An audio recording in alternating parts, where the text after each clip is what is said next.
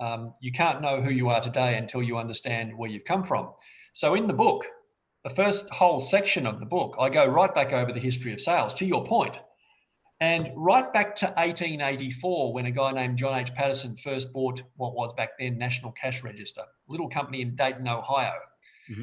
And way back in 1884, John H. Patterson realized that what he needed was these autonomous agents out in the field. And he needed to give them a geographic territory and give them a quota each month to sell these cash register machines. And he would reward them with a commission. The long story short is, all the way through to the 2000s, 130 years, we've still got quotas, we've still got territories, we've still got commissions.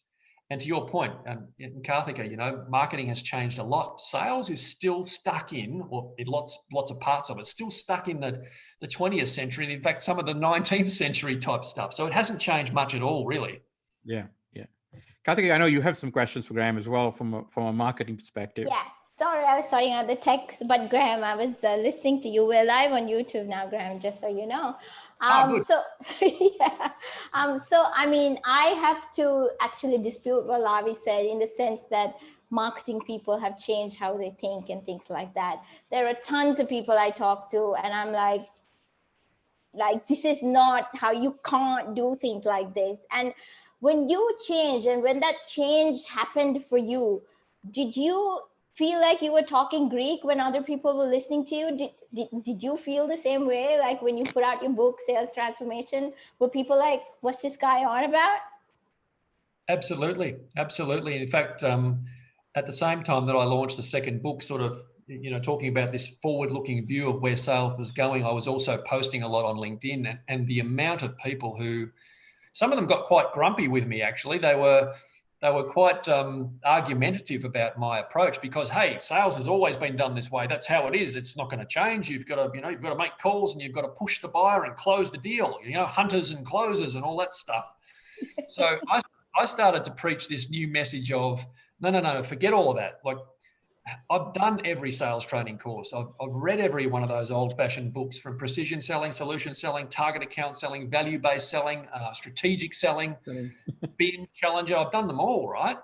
And it wasn't until I really went out and interviewed buyers and said, what do you think, that I got that real slap in the face almost to say, this is not what we want. We don't want that old stuff. We want a new way. So, yes, I got roundly condemned by a lot of people early on, Karthika, that said, this guy's dreaming, he doesn't know what he's talking about. So for you, in your mind, like, you were obviously able to make that shift, right? What do you think is holding back some of the other salespeople from doing the same thing? That's a complex answer, and I could spend a day answering that, I think. But in short, I think one of the biggest problems we have in our business is convincing outdated leaders that we need to change, because it all comes down from the top, right? Right. Excuse me. The sales guys who are just chasing their KPIs and trying to hit their monthly, quarterly numbers, they're being measured, managed, and rewarded by a leader who still thinks that they understand what the buyer wants. And quite often they've made some assumptions about what modern buyers want. They still think modern buyers are the same as they were back in the 1990s, and they're not. So that's one of my biggest challenges, is to get senior leaders to stop putting the same old pressure on the sales director to just churn out the numbers, you know.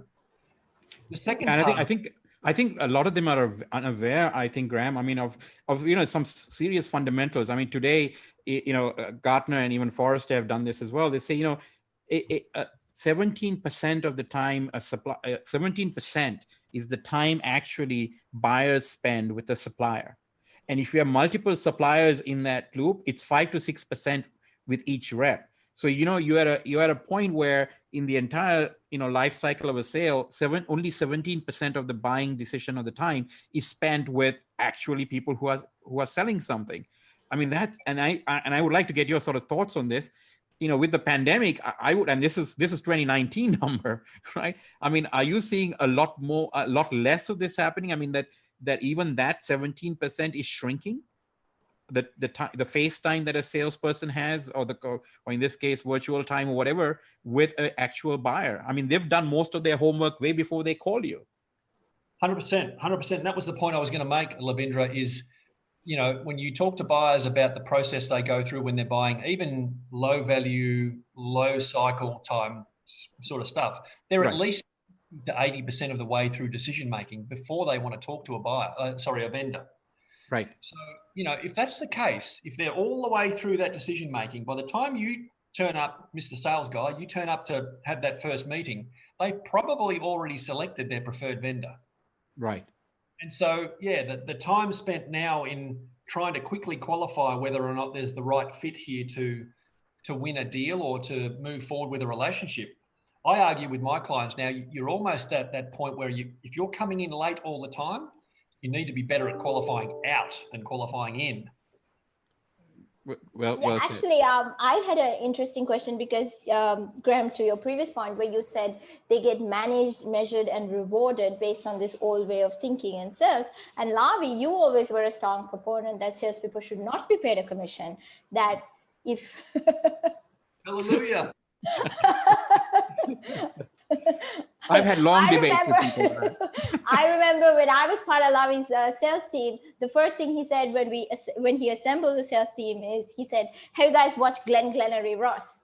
And we were like, no. And he's like, "That's okay, it's before your time, but let me play a clip for you," where basically we have Alec Baldwin screaming down the throat of his salespeople saying, "Sell, sell, sell, you know, losers, closers or losers," some famous quote like that. Lavi, you can chime in. So, I mean, with all of that happening, and then you see this new way of selling where the buying process is really not linear. People go back and forth between stages and things like that.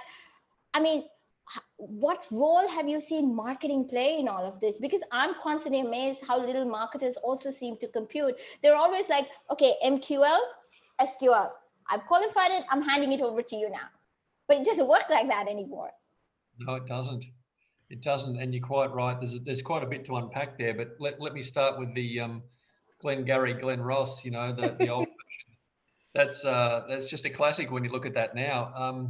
And Lavi, to your point about no commission thing, one of my most viral articles that I've written was where I said, you know, no commission, no quota, the model for the future was the headline. Right. And so, yeah, I'm very much agree with you wholeheartedly. And my simple point in that article, and I've written about this in the book too, was just that to give a salesperson an incentive for maximizing revenue attainment is completely out of step with or misaligned with buyer outcomes. Yes. You know, we're in a world now where everybody's, you know, everything as a service, so everything's a monthly payment. Mm-hmm. There are very few barriers to moving to a competitor if you want to now. So right. Everybody's focused on lifetime customer value, the long-term journey. You can't have a salesperson incented to try and maximize the commission and maximize the revenue when you're trying to take the buyer on a long-term journey. It's just, it's out of whack. Totally. I mean, it's completely misaligned. And it's funny how much time one has to spend convincing CEOs who feel that if they don't, you know, think of salespeople as coin-operated machines, that, you know, everything will crumble. I mean, the whole facade will break down. And it's the opposite, actually. I mean, you know, as you know, and we've also sold B2B enterprise, you know, it's a team effort, right? I mean, selling no longer is a individual sport. Never was, actually, right? And this comes back to what Karthika was saying, and this is where the marketing thing comes in as well. You're absolutely right. The idea of having one salesperson rewarded for the whole thing as a coin-operated robot, as you say, it's just an old-fashioned way of thinking, because, you know, we don't pay our guys any commission and they're delighted with it and they work just as hard. Mm-hmm. I often said, and in fact, I said in the book, you know, marketing people don't get paid a commission. Do they work any less? Customer success people don't get paid a commission. Do they work any less? So this idea that we're all motivated by money is nonsense. So I think, Monday.com is a client of ours down in Asia Pac, and an amazing company, 0 commissions, and they're attracting some of the best sales talent right now. So the world is shifting towards this model that you say, Lavindra, where, you know, aligning sales, marketing, and customer success together as a team is absolutely where it's going. Karthika, to your question, I'll come back to that now. Yeah, the role of marketing is it's so different, but it's so critically important. So one of the programs that we teach at Sales Tribe is what we call sales success with social media. So we teach businesses and sales teams how to leverage LinkedIn in particular the right way. And I'm not talking about spray and pray. Yeah. I think most people are doing social media the wrong way. They think it's a big global network, so I'll just spray my message out far and wide. It's the opposite. It's look, let's narrow down on our ideal customer profile. Let's understand who the buyer personas are, and then let's get a message to those people that's buying stage appropriate. Let's make sure that message arrives at the right time on the right platform on the right device. All of that omni-channel stuff that everybody's talking about, and you know, Karthika, the marketing role in all of that is absolutely crucial now, because content is, I laughingly say, it's not just king, it's the whole royal family, right? Content produced by the marketing team is now central to everything that has to happen in the sales department. So there's that real connection happening now, finally. I mean, it also makes sense, right, Graham? When you think about the sort of the looping that one does, because it's no longer linear, right? It's not stage one, stage two, you know, blah, blah, blah. I mean, buyers keep going up and down, back and forth, across, you know, before they buy. So it doesn't make sense that, you know, marketing stops and then sales starts. I mean, that's only in our head. It really doesn't apply in reality. I mean, all the research out there tells people that, you know, that's not how buyers buy. And I think a part of the challenge here is trying to understand how buyers operate. And I think a lot of salespeople still operate from the premise that I'm telling you and I'm selling you, as opposed to I'm listening and I'm understanding what you want. I think that there's a mental barrier there, I think, and that's really what's. So what do you think? I mean, we're talking here about sort of changing how you sell.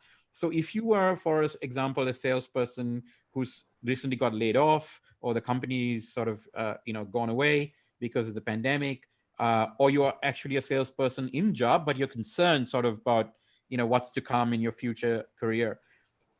You know, what is the advice you would give such a person to say, hey, how do you now get on with this new program? How can you make a difference in your company's future? You know, what are the, 2 or 3 things, I mean, whatever number that you think they should do right off the bat to sort of get off of this sort of playbook that they've been on? I mean, this transition, both you and I did at some point early in our career. Right? Yeah. Well, listen, the first thing I'll say, and this is a shameless plug, but the first thing you got to do is join Sales Tribe, right? Yeah. Okay. Right. That's it's fine. I highly recommend that, because I've seen a lot of the content that's coming out of there, and it's spot on in my opinion. And read the 2 books. That's another good thing. Well said, Karthika. Thank you.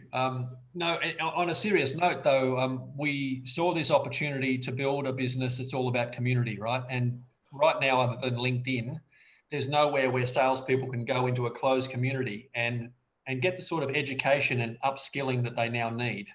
All right. Everybody, you said it before, Lavindra, everybody's now grappling with all of this change and what to do next. And so they're all kind of out there in various stages of, job hopping from one job to the next, or they're redundant, and they're all trying to work out, how do I reinvent myself? How do I repurpose myself? How do I get that next role with a company that's doing things in a different way, like a Monday.com or a HubSpot or an Atlassian or one of those sort of companies? So we built the business Sales Tribe specifically to help salespeople upgrade and protect their careers. That's what we do. And we're building a platform right now that will be released in a couple of weeks' time, 3 or 4 weeks' time, that will enable salespeople to come onto the platform, read all of the latest best practices around sales, go through courses that can teach them how to do these things. So there'll be, this ability to leverage each other within the community as well. The network effects, if you like. Mm-hmm. That's the first thing. The second thing, we have to try and, as a sales individual, we have to try and understand our buyers properly. Like we pay scant regard to what the buyers really want in reality. We're all focused on the KPIs that they give us, to your point, Karthika, measured, managed, and rewarded a certain way. That's what I have to do to keep my job. Okay, just churn through the numbers. We have to stop if we can. And I know it's not easy for salespeople to do that, because you've got a boss you've got to report to who's saying, do this. But if you can stop and understand your buyer properly and do what I call some buyer journey mapping, a term you're familiar with, I'm sure, and most of your listeners will be too. one of the workshops that we run at Sales Tribe is exactly that. We say to people, like, right, let's stop and map your buyer journey. Let's work out what questions your buyer is asking at each and every stage, not about you, but about problems that they have. How do they go about solving problems? Let's map all of that out. And then let's work out, okay, what's the important message that we need to get across at each stage of the buyer journey? Because the message at the beginning of the buyer journey is different, obviously, to the one at the end. So let's lay that all out too. Let's put it all in a spreadsheet, if you like, or on a slide. Then let's look at, all right, well, what content formats, and this is where marketing comes in, Karthika, what content formats create the right message at the right stage, and how do we serve that up to the buyer at the right point? Then you can start to think about, all right, what use cases and testimonials and stories have we also got that can bolster the argument at each stage of the buyer journey? So now what I'm subtly doing is I'm flipping the whole thing on its head. I'm saying, let's create the sales playbook to match the buyer journey. Now I've got a sales process, theoretically, that enables me to create a wow at each and every touch point of the buyer journey. So that when our buyers are dealing with Sales Tribe, they go, oh, wow, that was easy to do. Oh, that was great what they sent me. Oh, that was the right message at the right time. So that's the most important thing, I think, right now, Lavindra, is the flipping of the sales playbook. Map the buyer journey first and then build your sales playbook according to the buyer journey. Now, that's a big shift for most sales departments or sales leaders. Now, and I like what you said. We were talking off air about your background, Lavindra, having come from the engineering side, the pre-sales side. Buyers said to me non-stop throughout the research phase of my book that they need to know, with the salesperson they're dealing with a specialist, someone that can educate them, right? Now, your background and a lot of the pre-sales guys and the technical guys have got that speciality, that deep domain knowledge. That's what buyers want. So yeah. It's first of all, go back through the three. It's join Sales Tribe. It's do the buyer journey mapping and create a sales playbook. And then it's become a specialist in your field. You have to be seen as a specialist. Totally agree. I have a question, Graham. Just with regards to the whole joint Sales Tribe thing, it was interesting for me because, especially from a marketing perspective, because it sounded like you were talking about community building, right? And that's sort of what you're doing for Sales Tribe as well. To make it successful, you're bringing this angle of community building, right? And that's what other companies need to be doing for themselves in order to, make their customers successful. But it's really difficult, I find, for marketers and for salespeople, because predominantly most people don't know the difference between content marketing and marketing content. Yeah, good point. Right? Have you found that to be true? And are you seeing a trend, at least with the more forward-thinking companies, that they're moving towards the whole community building mindset and really educating the customer? Like, we know that people like Netflix do that, but that's like, is it being commoditized is what I'm trying to ask you. Great question. And you're 100% right. I think there's a massive shift that it's accompanying all of this, shift to virtual selling, the shift from vendor push business models to customer pull business models, the shift from outbound to inbound, all of that stuff's being talked about ad nauseum now, right? I think you're right. There's definitely a need for sales departments to understand that just chasing buyers, the vendor push business model, is on a law of diminishing returns. Whereas being able to attract buyers to your business through brand and through educational material, like you said, Lavindra, that's really important. So to your point about content, yeah, the mistake I think a lot of people make is they think, okay, we've got some content now. Marketing's given us these white papers and these ebooks and videos and things, and we just start spraying that out and sit back and wait for the inbound. Doesn't happen, does it? No. It doesn't. The number of times Lavi and I banged our head against the wall and said, that's not going to work. It's not. It doesn't work. The way that we built our business in the 3.5 years that we've been operating is through, to make the distinction, content marketing, but a very focused content marketing to a very focused audience on platforms like LinkedIn, where we're pushing out our content regularly, bringing those ideal customer profiles into our first degree connections so that they see our content, And over time, you can nurture and grow those relationships until those potential buyers move into a buying window. Then hopefully you're top of mind and they come back to you. So you're right. The difference between just marketing content versus content marketing is a really good point. And we think that we've become quite adept at narrowing the focus of our content, being very specific about who we're trying to get, what message we're trying to get out and who to. Spot on. I mean, preaching to the choir in some sense with the three of us here, but certainly I think some of this stuff must be, hopefully getting people thinking about, their own sort of sales practice and orientation and strategy. How do you get sort of, given that we are sort of in the forefront of revenue, right? I mean, the tip of the spear in some sense, but and also the responsibility of bringing in all of the revenue to the company. How do you make anxious CEOs and boards sort of say, how are we going to experiment with this whole no commission stuff? I mean, that seems it's a huge leap of faith for some people. I mean, WSO2, that entire sales process has no commission salespeople. We've done that in a highly successful company, in my opinion. So it works. I know it works. I've done it in many other places where I don't believe commission salespeople, and this independent agent mentality is aligned with the rest of the corporate ethos. But how do you make those CEOs take that leap and say, yeah, you know what, I'm going to actually scrap the quotas, scrap the commission model, and I'm going to focus on my customer.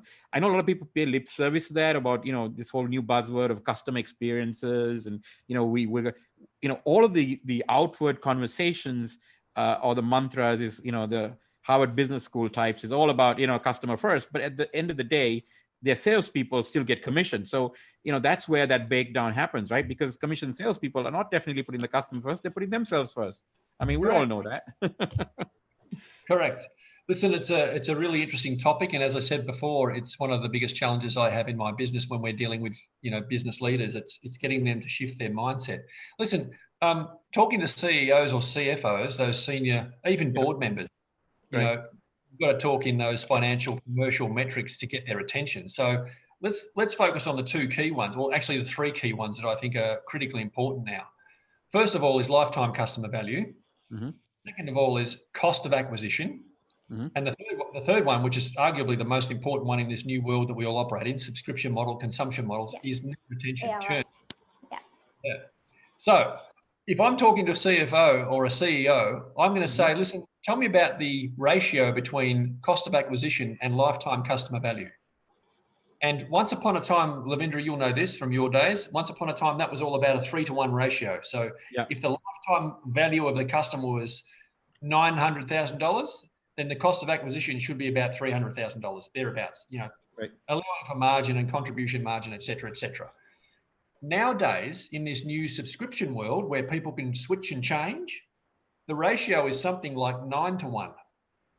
And in fact, when you think about it, 90% of the revenue, actually, the CEO of Tatango said not long ago, a year ago, that 70% of revenues are now being generated post the initial sale. So once upon a time, you and I would sell something in the old days, Lavindra. It was a big purchase order up front. You won the deal and you banked the money. Yes. Now the money's coming in micro transactions after the sale, right? Right. So if you start talking about those two key metrics of lifetime customer value and cost of acquisition, your question about commission just adds enormously to the cost of acquisition. Yeah. And when you look at businesses like Atlassian, whose cost of sales and marketing as a percentage of revenue is somewhere around 19%. Yep. It makes them so much more competitive because they can keep reinvesting in product development, right? Yep. So you've got to focus on some of those financial metrics, I think, to get these senior people to understand why they have to change. That's great. That was spot on. I'm glad you sort of mentioned those three metrics so clearly, and I'm hoping the CFOs and CEOs on this call or will watch us in the future understand that. I think it's a very well made financial argument for why you shouldn't be doing that. Great, thank you. Yeah, no worries. And also to Lavi's point, and also to your point, Graham, is we spoke about Quantum being the royal family, etc. And then Lavi mentioned about, the Harvard Business Lab saying customers always right. But if you're like a buyer facilitator or an advisor and you're educating the customer, is the customer always right? Or are you trying to help them just be successful? Should we get out of that mentality that the customer is always right and they say, yep, here's your product, take it and go? Yeah, customers don't want to be pandered to, right? They want to be advised and educated. So if they're wrong, educate them in a respectful, polite way and explain to them, no, listen, I understand why you're doing it that way, Mr. or Mrs. Customer, but have you thought about maybe looking at this? You can, if you do it the right way, you can certainly change their opinions. I mean, that was kind of what Challenger Sale was all about. So yeah, I think buyers don't necessarily respect the salesperson for just saying, yes, sir, no, sir, 3 bags full, sir, right? Yeah. So, yeah, I think there's a mindset shift there that has to happen. But Lavi, just to go back to that point there, also the key metrics, the 3 key metrics. Mm-hmm. The other one that's really important when you think about it is churn, net retention, right? Mm-hmm. I heard a great saying recently that I absolutely agree with, and that is that churn happens at the point of sale. And the guy that made the point, Dan Steinman from Gainsight, said this in his great book. He said, most sales departments create an incentive for their sales teams to push poor fit customers into the funnel. Yeah. It's just get the fun, 3 to 5 times quota in your pipeline. How many calls have you made? Fill the top of the funnel with as much stuff as you can, right? And what we're invariably doing, or inevitably we're doing, is we're getting poor fit customers into the platform, and then all of a sudden, 6 months later, they churn. Sure. Yep. So we have to remove the incentives that drive the wrong behaviors. Right. Exactly. And I think interesting. Sorry, Larry. We've got an interesting question coming in from Norbert from France. He says, "Great webinar. Thanks for joining us today, Norbert. Due to the pandemic and digital transformation, it implies there's a great opportunity to quit these 20th century bad selling habits. Don't you think?" My old friend Norbert. Good to see Norbert on the line. Thanks for the question, Norbert. Well done. Digital transformation, it implies there's a great opportunity to quit these 20th century bad selling habits. What do you think? Yeah, absolutely. 100%. If we can, look, listen, all of this change sounds daunting, and it all sounds, in some cases cataclysmic, right? It's all a big catastrophe, but actually it represents opportunity. Change always represents opportunity. And I think for Norbert's question, I think for those of us that can adapt quickly to some of these new ways of doing things, the opportunity is immense. I think we have one more question as well there. Yeah, we do. Actually, it's from somebody anonymous, but could you provide an example on how to map buyer's journey to the sales playbook? Yeah, good question. There's 2 or 3 day workshops that we run with our clients to do exactly that. It's not rocket science necessarily. It's fairly simple stuff when you've got a framework. We've built a template on how to do that in a really sequential, simple way. And at the end of that workshop, you come out with this document that says, okay, well, this is what buyers expect at each stage of the buyer journey. Right now, what have we got to do? Okay, well, we have to build our sales playbook to match that. Yes, there's a number of different ways of doing that. And if you just jump on Google and look at, type in buyer journey mapping, you'll see all sorts of different templates and things that you might be able to use. But short of that, contact Sales Tribe and we'll help you. Good. So Graham, shifting gears a little bit, how have you structured Sales Tribe? I mean, so it's obviously a training sort of community for salespeople. And is there a sort of a whole curriculum of things that one goes through to sort of get upgraded? How does it work? I mean, just an idea of what to expect. I mean, are these month-long courses? Are they weekly classes? Whatever. I'm just so that people understand. Save the trouble of going to the website, maybe. Yes, thank you. And a free infomercial, if you like. Great question. So we're in the process of building a lot of that out right now. We're a somewhat complex business, and it's not easy to explain, Lavi, to people, but we help businesses on one side, right? So Monday.com, Lloyds Bank, Vodafone, Nespresso, lots of different types of businesses that we work with, and we help them with sales enablement, or more accurately, digital sales enablement. All right. Mhm. Get ready for the new world that's coming. Put in place the right tools and platforms that you need to use to sell effectively in the modern era. So we help businesses on that side, Mhm. but the individuals, the salespeople, can come and join the tribe, and they can soon be part of a platform that enables them to get access to all of the latest thinking around content and the courses. And we're going to take all of the individuals on this journey of screened, approved, trained, and certified. And over time, everyone will have the opportunity to go through these programs as we release them, and we're going to release, latest best practices as it becomes available. And so ideally what we're doing here is getting to know these individuals and then be able to recommend career pathways, career transition for them, to help them get into the right roles in the right job, in the right companies, if you like. Yeah.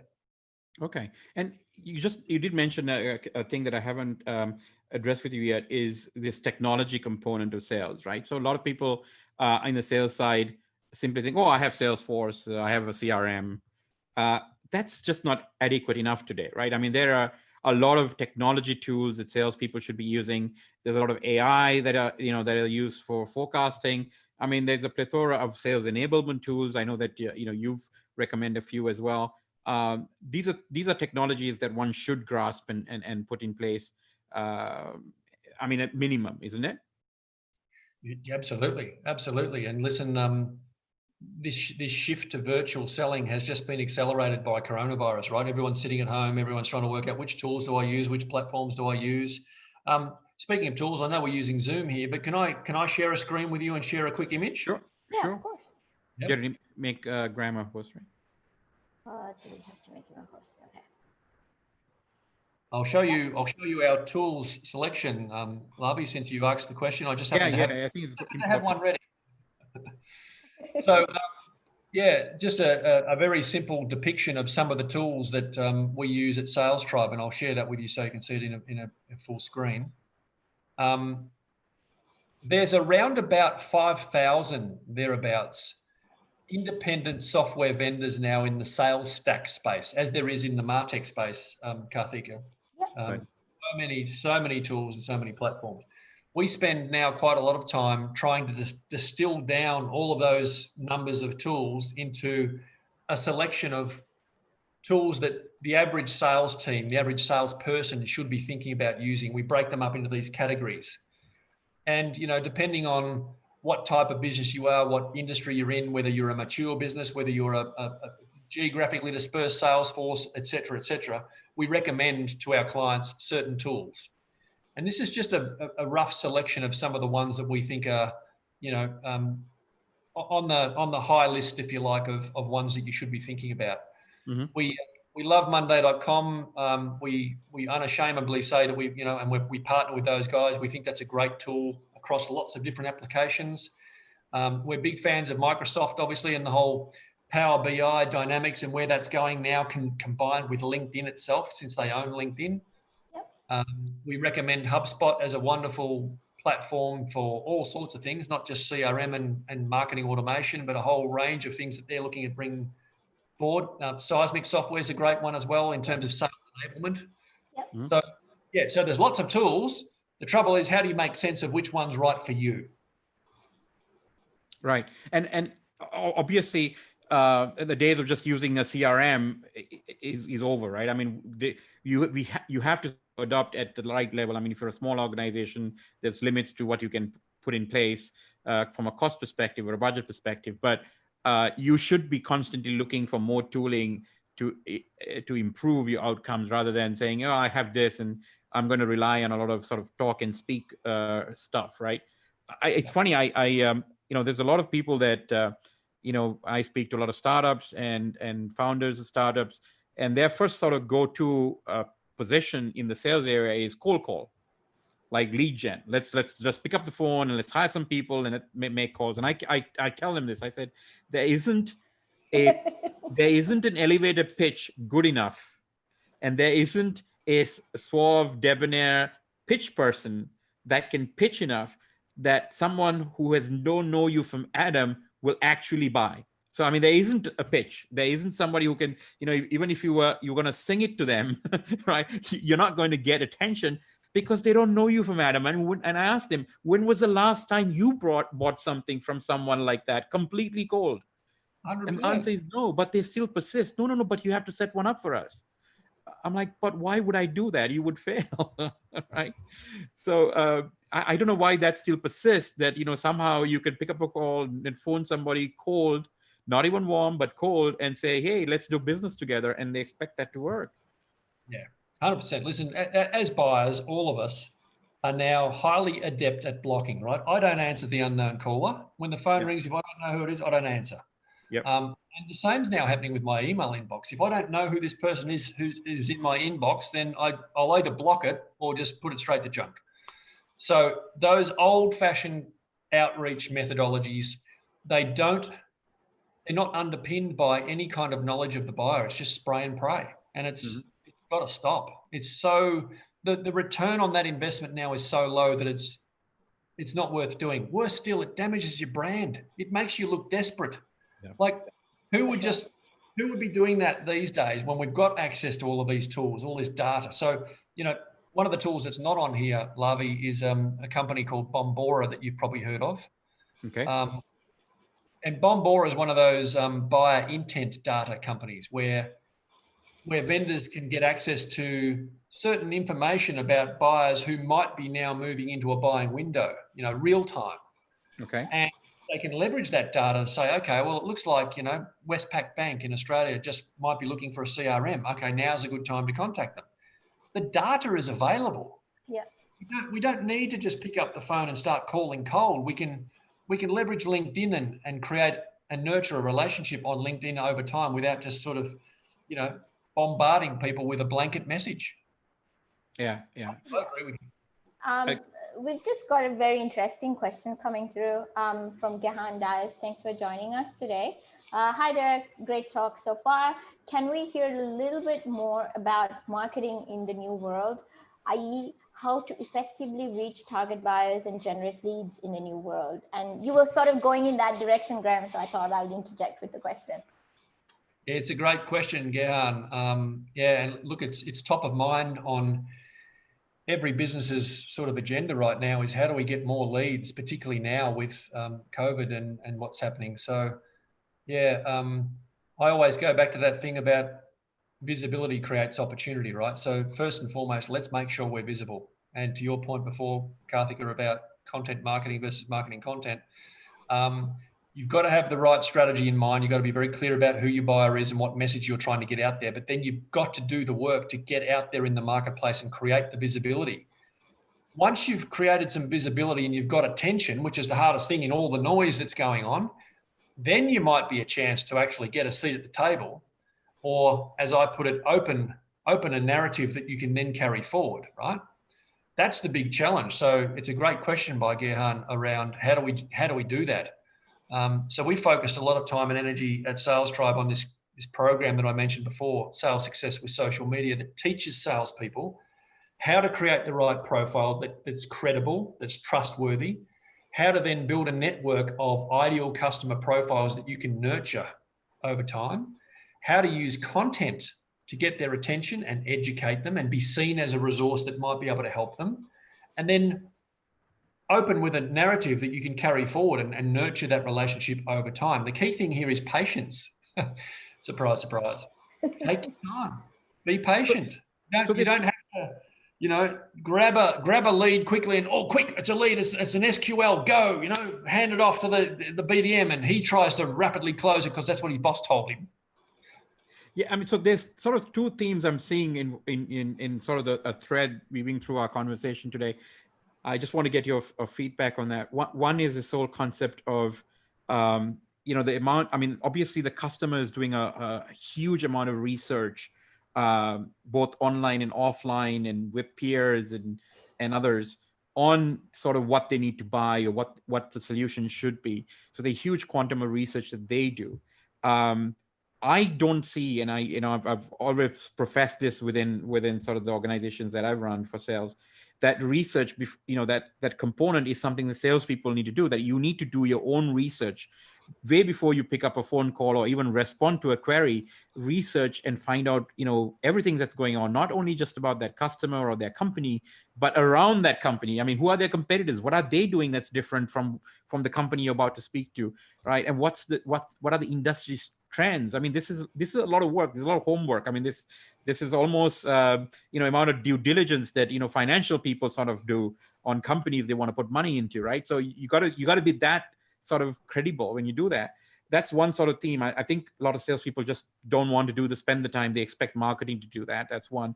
The other theme that I'm sort of hearing is this concept that it's more inbound now, right, Graham? Or am I wrong? Rather than we pushing stuff out. I mean, so lead gen is not about us sort of broadcasting or spraying and praying, but more of sort of creating enough valuable content and have buyers come to you. I mean, that's essentially how buyers are operating anyways. They are doing the research and then they're calling you after they've done some vetting, right? So you really need to sort of wait for the phone to ring as opposed to sort of going out there and doing field sales and things like that. That seemed to be sort of dying out. Are those trends, am I current with those? I mean, do you agree or disagree, or do you want to maybe modify any of those? Agree 100%. I think you're absolutely right. And listen, what we're talking about here is giving the buyer a delightful experience. What's the first objective of the sales department? Most people will say, oh, it's generate revenue, right? Generate profit. But if you think about it in today's terms, the objective of the sales department, in my humble opinion, is to create raving fans.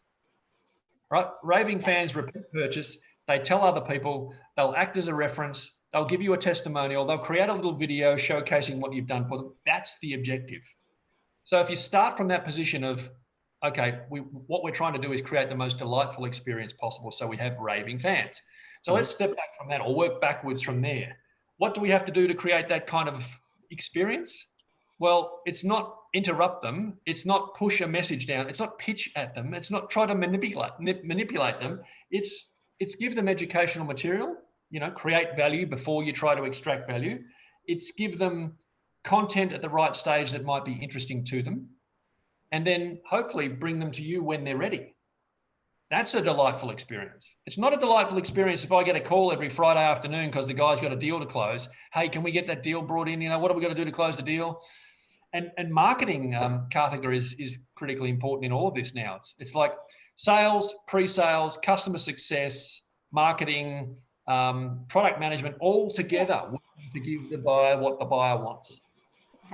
And I have an interesting question for you, Graham, because part of being able to achieve this process is companies championing their own people and allowing their people to have an identity of their own outside of the organization that is then going to help the brand of the company.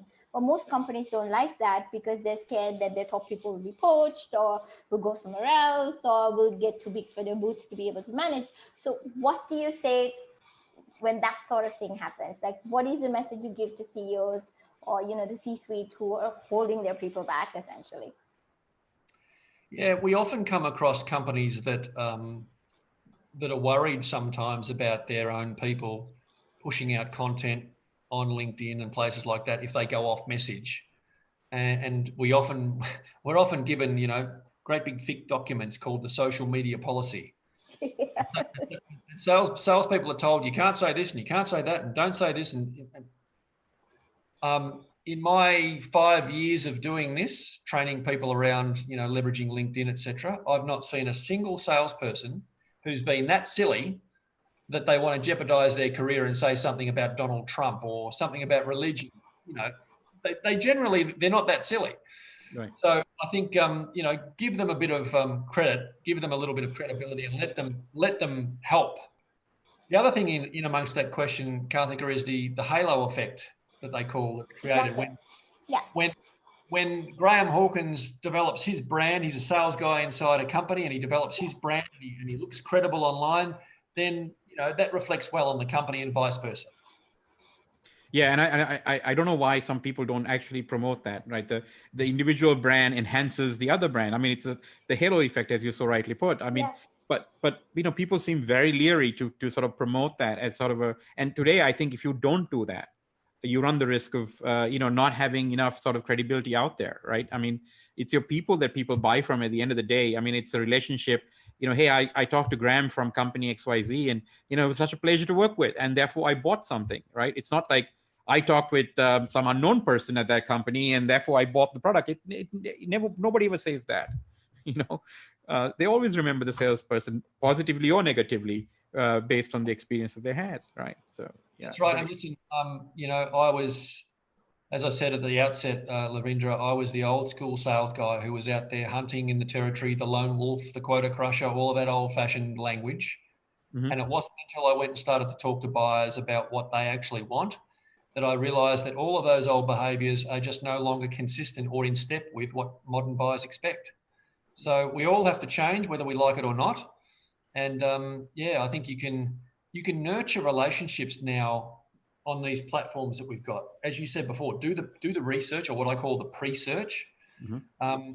I say to my clients, and this is not to boast or brag, or there's plenty of people doing this now. So, but that whole thing about increased personalization equals decreased rejection. The more time we spend at Sales Tribe personalizing stuff, doing the research, as you said, and being really clear about the message we're taking to our buyers, highly personalized, the better our business gets. We haven't made a single outbound call or done a single outbound email in 3.5 years. Person who eats their own dog food. I actually have a question with regards to automation from you, Graham, because I believe in your book you'd mentioned that a lot of salespeople will be out of their jobs because the automation will just take over, right? But then again, on the other hand, we have the whole relationship and nurturing, and people will always remember how the salesperson made them feel, and hence the reason for the ultimate sale. So how do we sort of, marry the two almost, to say, how do we use AI effectively, but still keep the human angle? That's a great question. That's a whole podcast for another time, I reckon, the answer to that. For sure. Short, I think, Karthika, it's a great point. I think salespeople just have to, or people in general, we all have to learn how to work alongside these new tools, right? I hope that certainly in sort of the remainder of my career that we're not replaced completely, but the reality is that buyers will continue to look for ways to get a better deal commercially, and that means sometimes going around the salesperson. If it's low value, transactional, sort of package solution type products, selling these things, or a paper cup, then that's all obviously going to be automated. Anything that's routine, anything that's repetitive, the AI will replace that. It's the salespeople who are the deep domain specialists who are adding value in high complex, high value transactions. They'll be fine, but they have to learn to work alongside the AI. Okay. So on that note, we sort of come to the end of the hour here. I don't want to indulge Graham too long. He's a very busy guy, and I think he's been more than generous with an incredible amount of great advice and a lot of strategy and techniques and tactics as well. So I'm thrilled that you were able to make the time, Graham, to join us. I know you're not a very easy person to schedule given the hectic demands on your time. So we appreciate you sort of joining us at Pandemic Punditry today. It's been a sort of a wonderful discussion. I've had fun. I've certainly it's always great to meet people with like-minded and similarly aligned views on subjects. And I hope the viewers found this as compelling as I did. Any passing thoughts for our audience, Graham, before we say goodbye? No, look, I think just stay vigilant on what's happening, obviously, in the tech space and the technology and the sales stack. Put the buyer first with everything properly. And you said it before, Lovey, everyone talks the talk. Yeah, we're customer centric, but are you really? Are you claiming to be customer centric, but still measuring, managing, and rewarding salespeople on revenue attainment, quota attainment? So, there's some real change that needs to be driven in a lot of businesses. But yeah, it was an absolute pleasure chatting with two very like-minded people about a subject. And Karthika, the marketing sales coming together now is just so critically important. And it is. Salespeople have to become marketers, and marketers have to become salespeople. We say that all the time too. Yeah. So thanks again, Graham. Have a great Just a weekend. parting thought, Lavi, just encourage everyone to read Graham's books, Yep. and we'll post the links after the event. And obviously, anyone wants to connect with Graham on LinkedIn, they're welcome to follow him, right, Graham? 100%. Please do. Please connect with me on LinkedIn and yeah, let me know if I can help. Get some sales tribe gyan or wisdom, as we say in India. You'll be open to that, I'm sure. So the best way to contact you would be through LinkedIn for that. Please do that. And yes, we do all of our training now virtually. We set up a little studio. We get multiple cameras and we do a real broadcast quality type of training environment.